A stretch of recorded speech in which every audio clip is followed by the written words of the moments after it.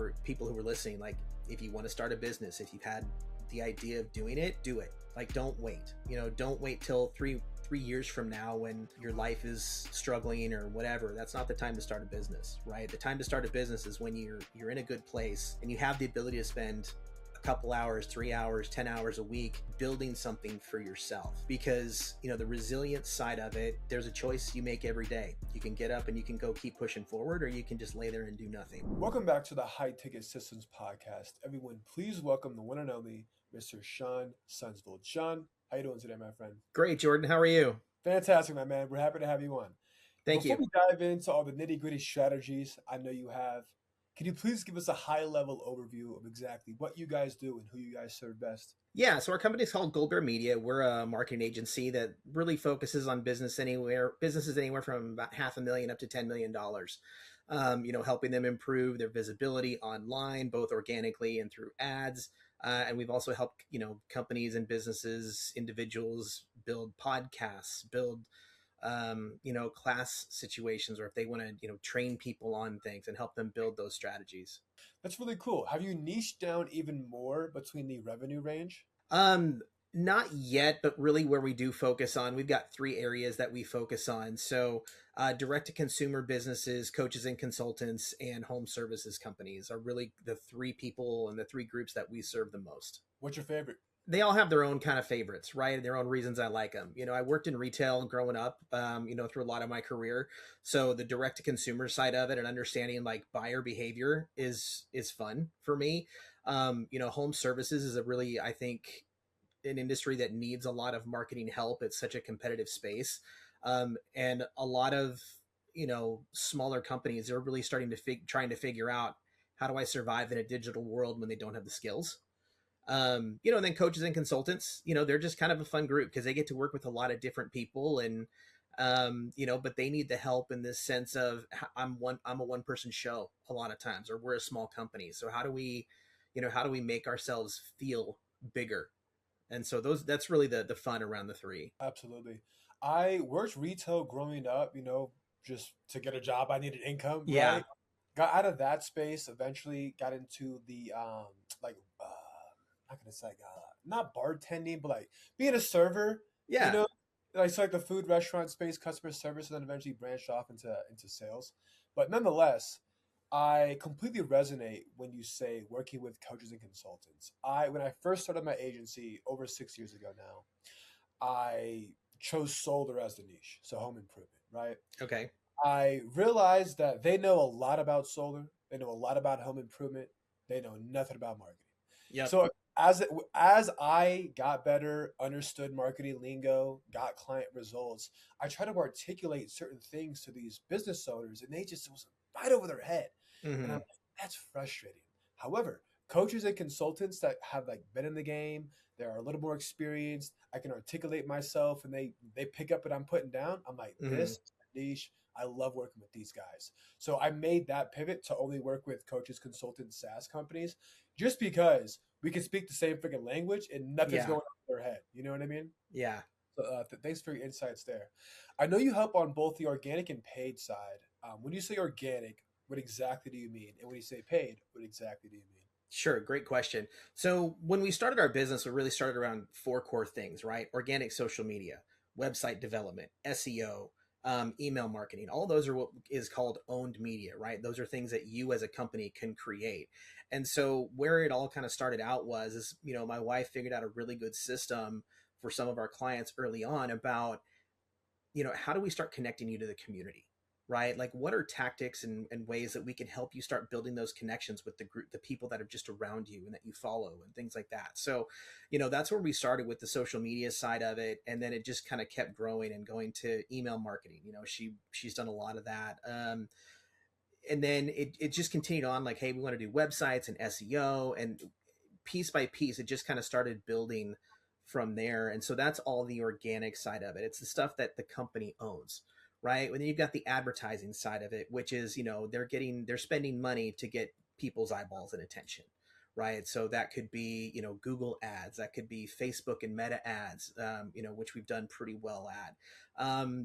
And then even if it's like we have a couple companies that are looking at Google local service ads, And so, working with them on building that for themselves as well. Those freaking crush right now. Like, if you're a Yeah. local business owner, you can get your GBP Google Business Profile up and running, get that bad boy verified, throw a freaking receptionist on there. All she does is answer that one freaking phone line. Like that will crush. Yeah, it's been really good for the clients that we've put it on. The process for getting set up, especially in the home services world, can take a little time. It takes about a week for all the business verification things to get done and all that. But once it's there and once you've got it going, it's a great way for people to see your name without spending money, right? Because until they click on that, to call and connect with you, they're seeing your name a lot. And for the people we're doing this for in the counties they're serving, they're showing up in the top three 98% of the time, right? So people are seeing their name. It's driving traffic to the websites, and getting some extra phone calls. And even though they're not clicking necessarily from Google, the amount of form fills that they've gotten on their website and the number of people that are looking at their website has definitely increased from that. That's amazing. I love it. On to the organic side, you said building communities. Yeah. Are you literally referring to like I'm a business owner, you're my agency? Are you suggesting I go out there into the community and start networking, or did you mean more so like the website side, posting organically, things like that? Great question. And I would say on some level it's both, right? As a business owner, especially if you're local, right? Like you need to have your community on your side. You need to start knowing who are the people that can refer you, clients. If you're a plumber, right? You want to be able to know like who's a homeowner, right? Or maybe somebody owns an apartment complex, right? Or a property management company. Then you can become that person that they call on a regular basis, right? So there's that side of it for the networking. So I think that is very important. But in the social media world, right, where it's really easy to tag somebody in a post because they're the business next door, right? Maybe they've never met you, but you guys start posting for each other, and you get able to start showing like, the person who is right next door to the plumbing company, maybe it's a tile company or something else like that. You're starting to cross refer those people and build community. It's like if, so if like a tile store, for example, they have their people that follow them and everything. And if they start showing content or connecting content to a plumber or something else, right? People are going to see that audience grow. And so there's just those opportunities all around for every single local business, right? And so many of them don't take advantage of it. No, you're absolutely right. They definitely do not take advantage of it. If you have the ability to sponsor an event, have your banner up there, shake some hands, greet new faces, definitely take advantage of that. Second thing is people believe their own backyard or their community over what they read online. I'm not saying you shouldn't post online. I'm definitely not saying don't run ads. I'm just saying generally speaking, if I were to ask you, Shawn, who do you use for XYZ?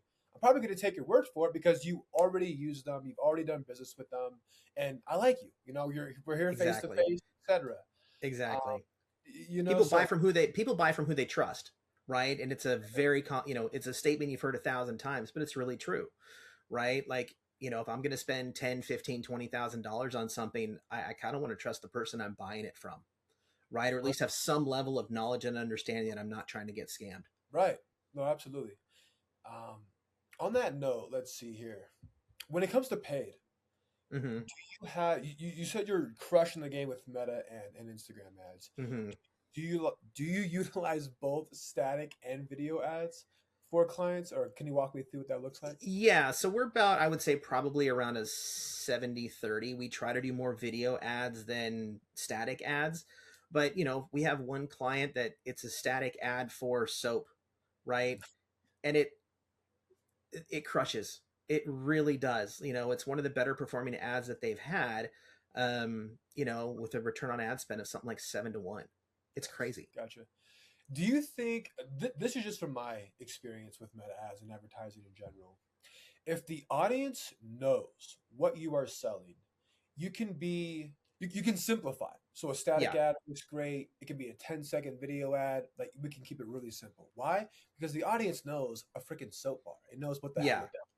However, if you are selling a more advanced offer, like a a business opportunity, then I feel like you have to articulate yourself a bit more than what a Hmm. static ad can do. And I think that is the difference that most companies don't really think about, right? It's like we can take a home improvement roofing company as an example. Like if you were to have a static ad and just slap the offer on the static ad, like, hey, $1,000 off your roof for this month only. Like most people know, oh, okay, I'm getting a new roof, it's $1,000 off. Okay, cool. Yeah. Um, does that kind of make sense at all? It does. And, and I think you're right on that there's, depending on the complexity of it, right? There's got to be Right. some education that has to happen. Yeah. And so, maybe, and that's one where if you're only running one ad versus running like a set of 3, 4, 5 different ads that people can see different sides of it, they can see different parts of the complexity or different parts of the conversation. It gives you an opportunity to show that across multiple fronts versus just a one static ad of here's what we do and hoping that you get it right. No, You can communicate something a lot faster in 15 seconds of video than you can trying to read something for 15 seconds, right? Just and by natural human thing of how we take in information. 100%. And I get excited, so I tend to jump in. But when it comes to video, most humans nowadays would much rather prefer to watch a video opposed to reading content. Now, this is actually there's been a study on this, where, and I'm not degrading anyone. I did not go to college, and if I did, I definitely dropped out. But the higher you go up on the education bracket, like masters or freaking like PhD level, maybe even some levels of bachelors, right? You tend to read more than you watch videos. But really, really for the masters and the PhD graduates, right? Those people, because they had to read for a long period of time, like there wasn't a lot of video out there to consume, so they hit the books. Yeah. However, if it's below that threshold, you just want to watch the videos, and I think it's very, very interesting. So I'm saying this because know your audience, right? If Yeah. you're targeting people that have master's degrees, like corporate executive level people, you can probably hit them with like a longer written form, longer written content, and it would still convert. Maybe not at a level like a video would, but it still would convert. And I'm saying all of this so know your audience, right? Know Yeah. who's actually the recipients of this advertisement. One question that I want to propose to you, I know I go on tangents here, but you help businesses start podcasts for for one, brand awareness, and I was checking out on your website lead generation, which I think is Mhm. actually a pretty good idea and very unique. Have you implemented that to any of your businesses? And if yes, who? Like, what Yeah, niche? so we have a leadership consultant that we are working with right now that we've done exactly that, right? As we've started building her campaign on, LinkedIn for, building a podcast and gaining some awareness. They've also been able to lock down, I think it's 5 new clients this year from the outreach that we've done. So it's been a really good, it's a great way to do it too, because it can be a twofold system, right? In the sense of number one, you get your name out there, and as a business, you get to show how much you understand the the place that you're consulting, right? So for her, for in this case, for her, it's leadership, right? She's been a leadership consultant for 20, almost 30 years, right? She's very good at what she does.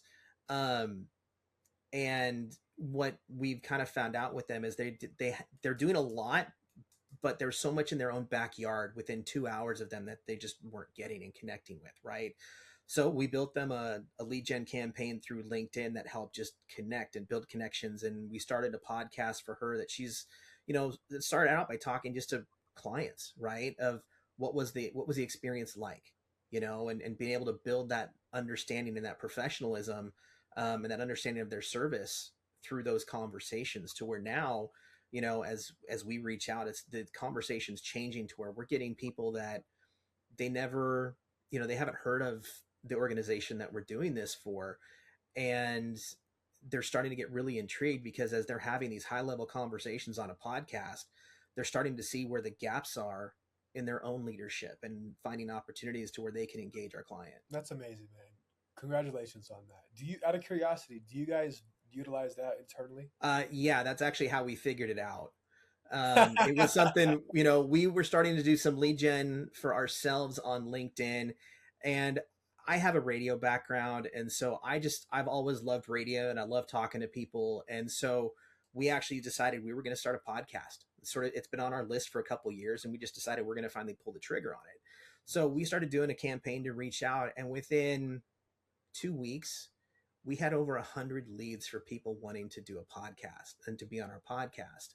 And so, as we're doing this, we've just, we talk to people, and in the process, we get to have great conversations that create, a friend basically, right? Like, they've got to do something really cool and be on your podcast. And so you've got that relationship there. And then on the backside of it, because we're sending out all the marketing materials for them as far as like social media content, we're advertising our podcast. They're now in our email system, right? So they're starting to get our marketing materials on the backside of being on the podcast. And we've picked up about 3 or 4 clients from that as well. That's amazing, So man. it's really cool. Like, it's just to watch those relationships build, and you never know who's going to refer you somebody because, they know what you do and maybe they didn't need it, but they have a friend who does. And so it's really just, because of that relationship and that conversation, it helps to build out what that network looks like. Absolutely. And kind of circling back to what you said about local service businesses building that community in their own backyard. As online business owners like you and I, we don't really have like an equivalent of that. You know what I mean? But Yeah. podcasting, from my experience, accelerates relationships or accelerates networking, right? I conduct a few of these a week, and I'm still in contact with basically everyone that's been a guest in one way or Hmm. another. We're talking on LinkedIn. They've received past podcasts we've conducted, a bunch of cool stuff. And I feel like you can't really do that when you're an online service-based business. It's a bit difficult to find your community. So I'm glad you guys have went that route, and it's actually worked out for you. On that note, when you are inviting or accepting guests, are they, I assume, your ICP, or do they just have to do some cool stuff in the world? We've had both, right? Okay. Because just some of the people we've had the chance to talk to, like one of the guys we've talked to, he's like a legend in the customer experience world. I mean, he worked with Chick-fil-A for a while, like Truett Cathy, who was yeah. So Truett Cathy was on his speed dial, right? Like he had Truett Cathy call him up one day and said, "Hey, I got a question." And so I mean, we've talked to people like that, right? That just some of the stories they have of who they worked with and what they've done have just been really cool. Like, you just can't pass up those opportunities to hear those stories, right? And to interview somebody like that. And then we've talked to a lot of people who are just like us. They're building a business, they're less than 10 years old, they're still figuring it out. And those are interesting too, because the stories that they have and the hardships they go through, I think it resonates with every single entrepreneur, right? That, we've all gone through hard stuff. We've all got the hard stories. We've all got the clients that we just, that are challenging, right? Or, when it's whatever it might be, right? Like, so you just hearing the hardships that other people go through gives you that space where you can be like, I'm not alone in doing this, right? Other people have been through it. So, and they've gotten to the other side, which means I can too. Right. And Absolutely. and half the time that's the conversation that we have. It's like, what are some challenges? How are you getting through them? What have you learned from it? And so it makes for really interesting conversations. Absolutely. Yeah, entrepreneurship is not for the faint of heart. It's a very lonely path. No, yeah, for Like, you sure. you give up working 40 hours a week to work 60 plus hours for yourself. Like Yep. everyone. And then not have anybody to talk to, right? Because, you've got clients and you love your clients, right? But you're not going to tell them about stuff that's going on in your business, Right, they're right? not your therapist. Exactly. Exactly. And so that's why I highly encourage, like, if you can find a group of people, that are in business, maybe it's not your same line of business, but that, in business, they can kind of help you work through things. And mastermind groups and, things like that are fantastic. Coaches love that, that aspect of being a business owner, that if I want to improve, there's a million ways for me to do it. And I just have to go find the person that I think can help me do it the best. No, absolutely. And it kind of goes back to that mindset. Or you said mastermind, but really like the mindset that Mm. people have when they are an entrepreneur. Like I'll, talk with my siblings just about life. I'm late 20s, they're mid 20s. And it's like Okay. night and day, like how we think about life, how we think about success, like our future. Like they're just coasting. Of course I love them. They're my siblings. Yeah. But it's just like they don't really think about shit. You know what I mean? I'm like, Yeah. what happens when? Like not what happens if, like what happens when? You know what I mean? Yeah. And I don't know if I can think about that shit. It's really funny to me.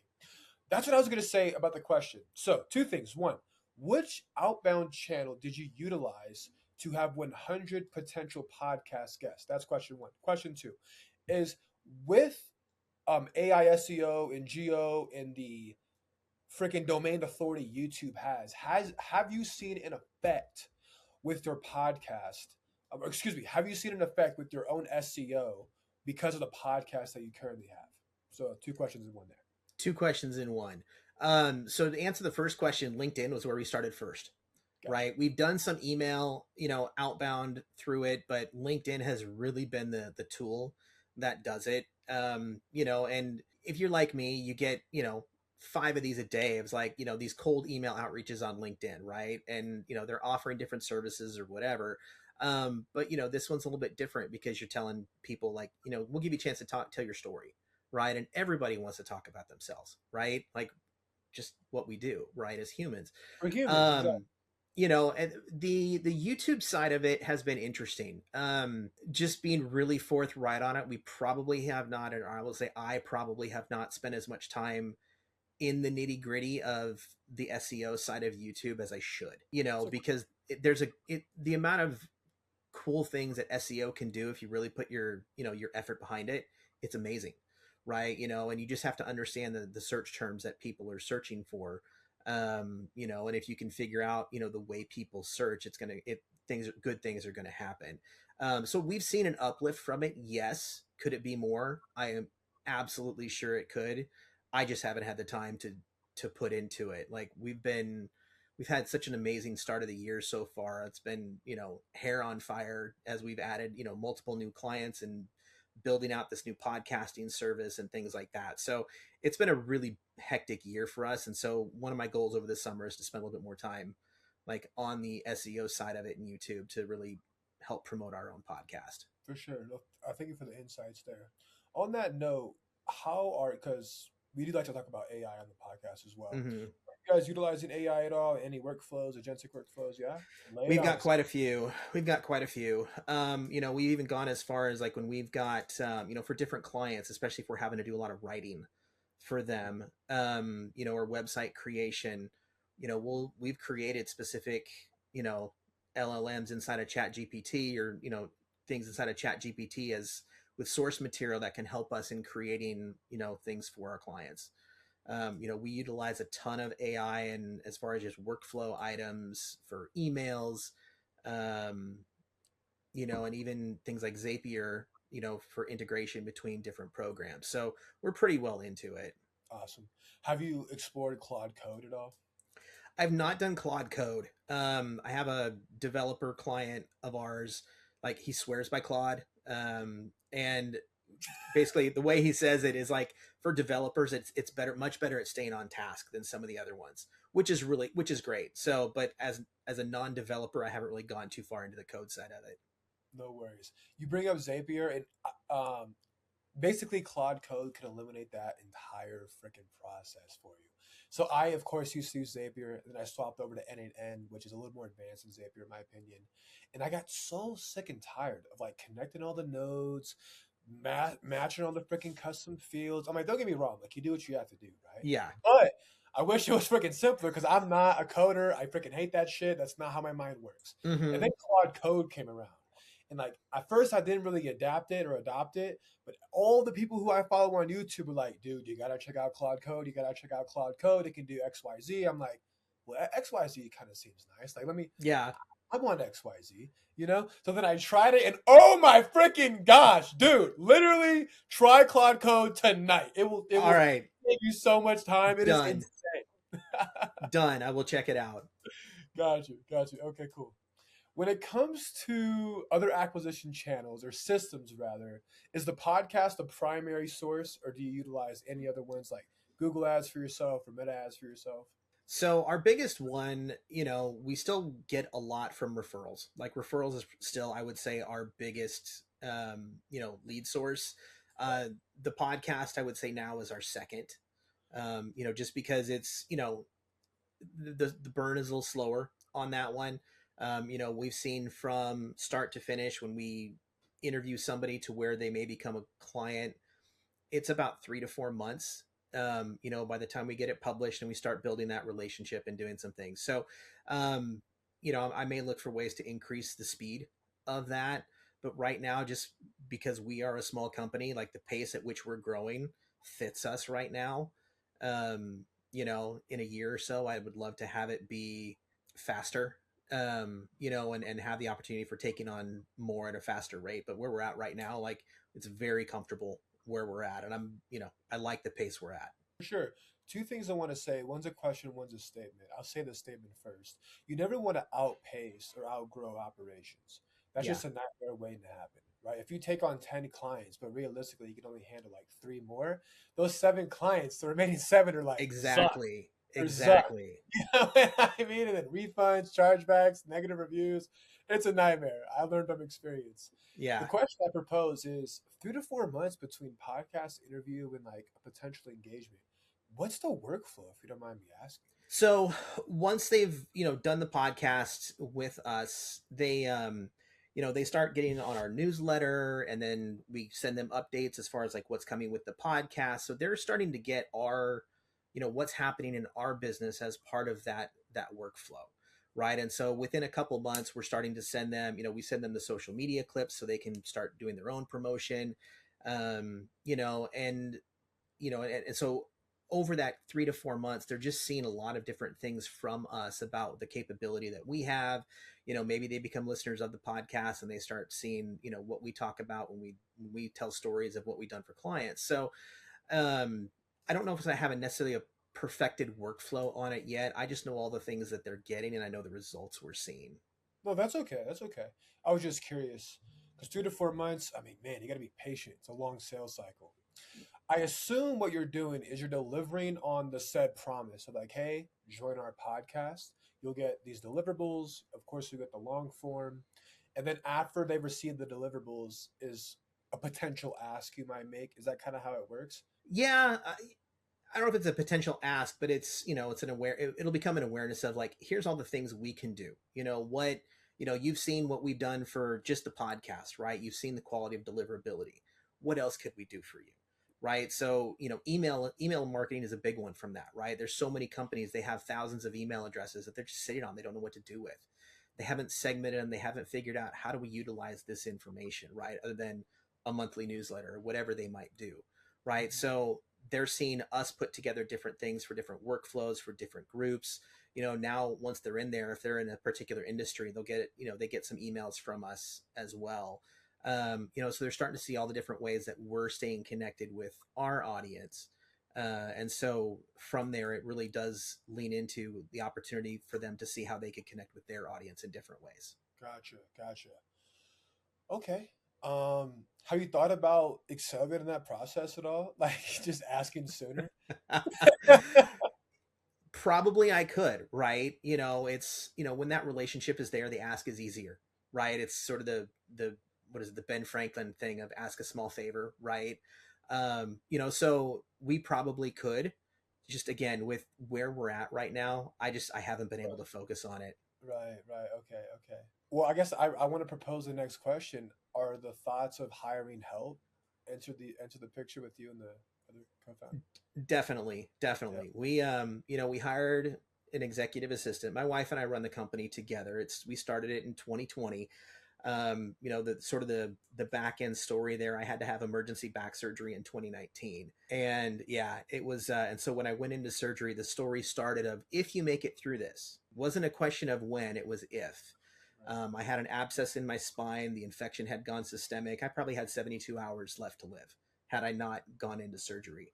I was paralyzed from about the stomach down, and so went into surgery with that as the framework in 2019. And so, got done with surgery, uh, had to relearn to walk and do some other things again. Later in the year, had to have a hip surgery because the infection didn't clear all the way. So that was 2019. And so 2020 comes around, and my wife decides she's just going to pick up some freelance work. Um, and so that's where our company started, is just the two of us. And so in 2024, 2020, no, 2025, we'd gotten to a point we needed to hire an executive assistant. We had done it all ourselves for basically 4.5 years. Right. It started with her doing it by herself the first couple years part-time. And then she went full-time in August of 22. And then I went full-time with her in October of 22. And then we built it for about 3 years, just her and I. And so now we started, we brought our executive assistant on, and now we're starting to see the benefits of that as far as like more time, more availability, more opportunity to start really working on the business in some ways than we had been. And so that is my goal the next, I would say 18 months really, is really figuring out what the different roles are going to look like and who do we start putting people, in to help with that aspect. Thank you for opening up, man. You didn't have to, but thank you for doing that. I have Yeah. a couple of questions regarding the EA that you hired on, but I'm going to save that for later. I want to talk about mental resiliency or mental resilience for a second. How has like going through what you went through in 2019 had an impact on like I'm gonna live for me now. Like I don't care what's gonna happen. I can literally freaking die tomorrow. I'm gonna take the risk that I need to. And then secondly, um, like going through rehab because that's not easy. I went through rehab, not at the scale that you went through, but like how has that had an effect on just your day to day life and again mental resiliency? Yeah. Um, I used to make a joke all the time when I was younger. I would say, I'll sleep when I'm dead, right? Like I'm a go person. I have an on button and an off button, and there's not much difference. Um, but when I going through a situation where I almost died, really changed my perspective, right? I try to take care of myself a little more. I rest a little more than I used to. I'm not out to burn myself out. I realize that I run out of gas eventually. Um, but what it did teach me was tomorrow is not guaranteed, right? We all kind of expect that. And so anything, once that happened, anything that was on a bucket list for me, I started figuring out how to make it happen. I'd had skydiving on my list since I was 18, 19 years old. And I just never done it. So after surgery, and once I was able to walk again, it's one of the first things I scheduled That's awesome. was going skydiving. And what was fun is my daughter, who was 18 at the time, she had just graduated from high school, wanted to go with me. So she and I went skydiving together. So it's changed me a lot, right? And I wouldn't I wouldn't wish anybody to go through it, but I think in some sense of our life we all have those moments, right? We all have those moments of what I call hitting rock bottom, right? And you just like, okay, am I going to change my life or am I going to let this continue? Right? And so you start making changes to do something different because you see that you can. And, so I mean, for people who are listening, like if you want to start a business, if you've had the idea of doing it, do it. Like don't wait. Don't wait till three years from now when your life is struggling or whatever. That's not the time to start a business, right? The time to start a business is when you're in a good place and you have the ability to spend a couple hours, 3 hours, 10 hours a week building something for yourself, right? Because the resilience side of it, there's a choice you make every day. You can get up and you can go keep pushing forward, or you can just lay there and do nothing. um, and so that's just where I land every day, is I'm just going to get up and keep pushing forward. And there are days that are super awesome and there are days that really suck. But kind of the mantra goes, this too shall pass, right? So it doesn't matter if it's the high mountain, this too shall pass. If it's the world's worst thing you could ever want to go through, this too shall pass. And you just kind of keep moving forward, knowing the goals that you have in mind. God damn it, Sean. I freaking love that, man. I freaking love that so freaking much, dude. Thank you so much for joining the podcast and saying that shit right there. Because not everybody has the courage to say what you just said. You know, outside of you going through what you went through, entrepreneurship, even life in general, like you said, is going to have ups and downs, ebbs and flows. You know, you definitely have a choice in those moments of like, am I going to let this define me? Am I going to give up here, even though I have so many people counting on me? Or am I going to, I don't know, pick up my pants and keep on going, no matter how hard it's going to be? I actually battled through that personally in my late teens, early 20s. I played baseball for a long time. Thought I was going to get drafted, like everyone does. Mm-hmm. Except I legit thought I was going to get drafted, and injured myself. Had a major, major ego death. Like you devote 15 plus years to this one thing, and it's like now I don't do this one thing. What the hell do I do? Right. Yeah. So eventually fell into an addiction for about 3.5 years, like strong, like it was horrible. And eventually I hit rock bottom and I was like, I don't want to live like this anymore, man. Like I can't even like look my parents in the eyes. I'm hanging around with these fucking bums basically. You know what I mean? Like I don't even recognize myself anymore. And from that point, went to good old rehab. I've actually went through physical rehab as well for my injured baseball. Yeah.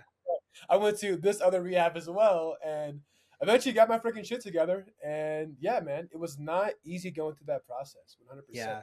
I'm curious when you mentioned kind of, you had your own rock bottom moment, you decided I'm going to make a change.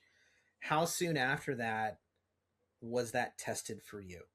Like you decided I'm going to make a change in life, because I know for me, like I decided I'm going to make a change in life, and you know a month or 2 months later, like that same thing that I was trying to make a change, it was challenged like directly in my face of like, you know this, here it is right here, you can make this choice over here. And so for anybody who tells me that, I'm curious, like was there a moment where that choice was tested for you? Oh my gosh, yes. The amount of times I told myself I was going to get sober is like dozens and dozens, if not hundreds of times, and then me relapsing again. Like, yes, I was challenged damn near every day in the first like year, right? Because like you have so many habitual behaviors you built up. Like you have a thought you want to go use, like whether it's drinking or whatever other substance that you want to use, or for me, early on, it was FOMO. Like, oh, it's Friday night. I know my bros are at the bar. What am I doing by myself? And I would Yeah. go out there and use. It legit took me moving away from everyone, going back home going back home in San Francisco with my younger brother and living with him where I knew no one except my younger brother to finally figure some shit out. And even then I was tempted, bro, because I'm like, I'm Yeah. by myself. I don't freaking know anyone. Like I want to use. Long story short, from that moment of I have to get my shit together to actually getting sober, like legit sober, was like a Hmm. 2 year process. Yeah. Like legit. It was a long time. Yeah. Um, it was pretty crazy. Anyways. Yeah, man, it was like, I don't know. I'm thankful I did. But it taught me so much. It taught me so much, especially in business. Yeah. Because when I tell myself, all right, here's the challenge, right? I know if I do X, I'm going to achieve Y result, right? If I hang out with these friends, I'm going to use. Or if I don't hit the gym, right? So I had to replace the habit, right? This is Yeah. actually what worked for me. Is opposed to doing X when Friday night hits, I had to do Y when Friday night hits. And because I swapped the habitual behavior physically and mentally, I was okay. Like Yeah. the cravings, one might say, really, really Yeah. subsided. You And changed the now reward, I right? changed the reward. Exactly. Yeah. Exactly. Now I have these non-negotiables that I have to do every day, like legit non-negotiables. If I don't do it, I can't sleep. And that has helped me tremendously with like self-confidence, self-respect, self-love, because like I know a lot, like that word gets tossed around a lot, and it's like some people it's like really cringy, but like legit, you are with yourself 24/7, dude. You Like are. if you don't like yourself as a human being, you Yeah. have some issues. Yeah. And as a, and again, being that we are next to ourself every single day, right? Like how you talk to yourself had to change, I bet. Yes, yes, Like it's things like you used to beat yourself up and call yourself stupid and do all these things. You can't do that. Like, I hate saying it, but your body listens to you, right? Like it listens to what you say to yourself. It listens to what you say to other people. And it like I'm a little bit into the metaphysical and all that, but me I too. truly think, man, like, what you say to yourself matters more than anything else. It changes your freaking vibration. Like literally, like you said, our body, our nervous system picks up on thoughts. Like Yeah. if you would repeat yourself a positive affirmation, it may not work on the first time, but like the 10th, 15th, 100th time, your body, your vibration will literally be different than how Yeah. you started. Or on the flip side, if you were to repeat negative things to yourself, maybe 100 times, your body will then for shrink. It will be compressed. It will become negative based on words. Like Before Hmm. Agreements is one of the books that I have back here, Love and that it says book. words are fucking so powerful, dude. Like, Yeah. not to bring this up, he illustrates this perfect story. Obviously, Hitler was a fucking douchebag, but he literally changed and motivated an entire country just with his words, Hmm. right? Obviously, if you look at great public speakers, like Obama was a great one. You can look at Trump, whatever. I'm not a political guy, but there's great public speakers out there in the world that you will feel amped up. You will feel motivated. You will want to do something. Tony Robbins, Love because of Tony Robbins. Yeah. because of their words. It's Yeah. so interesting. So if this external source, Tony Robbins as an example, can motivate you, motherfucker, you can motivate you too, right? Yeah. Talk to yourself kindly. Yeah. Go for it. And it's learning about goals, right? Like what are like learning that you can have goals, you can achieve them, but it requires something that not everybody wants to do, which is, changing your priorities sometimes.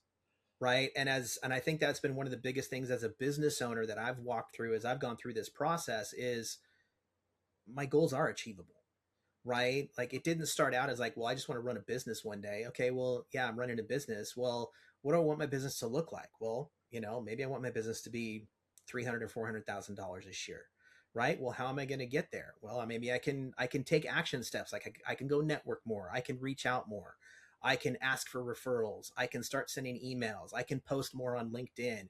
There's so many things that you can start doing to take action for yourself to make changes, but you got to take the first step and actually take the action towards it. And that's where I think a lot of people miss, right? They just don't realize or connect that by doing those things it can change their life. I do completely agree, right? You will always prioritize what you truly prioritize in life. And you can say you prioritize this over here, but your actions will definitely speak louder. Mm-hmm. I have a question if you don't mind diving into, being a father, being a husband. How do you prioritize like certain things within the business and family time and being a good husband? Because I'm a single guy with no kids. I have no idea how that works. Yeah, it's funny. We've talked to a number in doing our podcast. We've talked to a number of husband wife teams, right? Some have been married 5 years, some have been married 3, some have been married 15 or 20, right? And so when my wife and I started our business, we had been married 18 years, I think it was. I'm just trying to, I know I'm close in that number. And, we had to have good communication because that really is what matters. And you got to figure out, well, how do I have a business conversation? How do I have a personal conversation? How do we have a logistics conversations about kids when it's all intertwined, Right. right? Because it's like, and we have times, I'll tell you what, like there's times like I'll have a business thing on my mind and it's 9 o'clock at night and my wife's like, no. She says no. That's when I know it's like, okay, this is not the time to talk about this. Right. And we've set up some guardrails, right? Like we try not to talk about work after about 8:30 at night, but sometimes it's going to happen. Right. We go on vacation and our business is still there while we're on vacation. Right. So there's still things we have to do on vacation sometimes. It's just the nature of it. I think it's what you have to learn the balance of it, and I'm not a huge person on work-life balance. I think it's sort of a fallacy, right? I really more believe in work-life integration. It's like, this is the life I want. How do I integrate all these things into it? Right. So yes, I have a business, but my business is not as much of a priority as my kids or my spouse or me. Right. Like that's the priority list. So you really got to understand like what your priorities are and understand which of those are non-negotiable. Right. Like, because if I know that if things aren't great at home, like with my wife and my spouse, like things could really suck in my business, right? Because that's going to bleed through to clients and things like that. So it really is important to know and understand what your priorities are, and then live that. And it doesn't mean that there may be times that my business may have to take the high priority because I have deadlines due and deliverables and all that.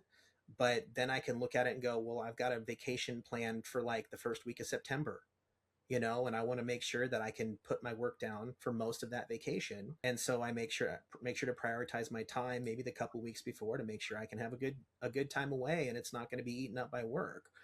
So again, it goes back to just how are you lining up your priorities, and are you sticking to those things, or do your actions say something different?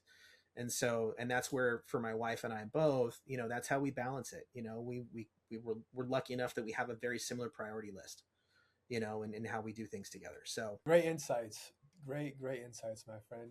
I remember running out on time here, but I want to say this statement. I would love for my future wife, dude, to like be integrated into the business. Like, I don't know why. Since I was a kid, I've always loved to have a family business. My siblings, they're not joining me at all. I don't care if I pay them like way more than they make now. They're still not joining me. But hopefully my wife is on board for that. You know what I mean? I think that'd be super cool. yeah, yeah, it's funny. Like we have, we know a couple of other couples that they both own their own businesses, right? Like one's a realtor, the other one is he runs a small home improvement company, right? Like, but they're married. They kind of do all their planning together with their separate businesses, and the real estate business also kind of helps out with his side of the remodeling side of it, because if they're flipping a house or doing something like that, they get the opportunity to work together too. So it just really is, a conversation of how do we, not only how do we work together as, a couple, right, but how can we work together in a bigger aspect. And I think the more the two of you can be, on the same page and have the same goal list, it just goes exponentially faster. Absolutely.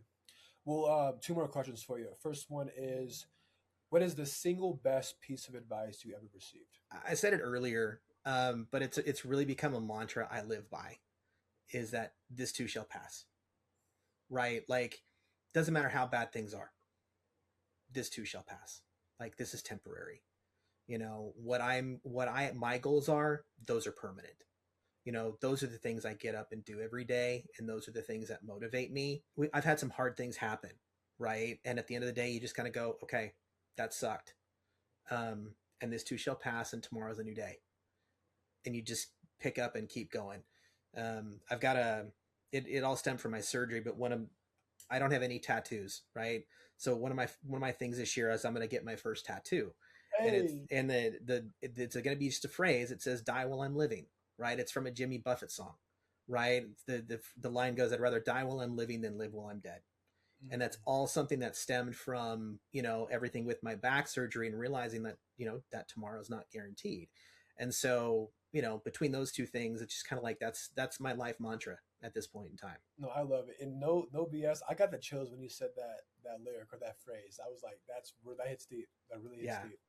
And then, Shawn, where can they find you if they wanted to explore your business further or just connect with you off camera? Yeah, so easiest way to do it, goldbear.media is the website, and there's a contact form on there to get to us. You can also email me directly. It's Shawn, SHAWN, @goldbear.media. And then I'm on LinkedIn as well. I think my last name only shows up with about a couple other people, and a couple of them I'm related to. So, easy last name to find if you start looking for it. So, Awesome, Shawn. Thank you so much for hopping on the podcast, man. Thanks for opening up. I feel like we went on some personal stories, which I'm very grateful we did. Nonetheless, thanks for hopping on, my friend. thanks, Jordan. Yes, sir. Audience, talk later.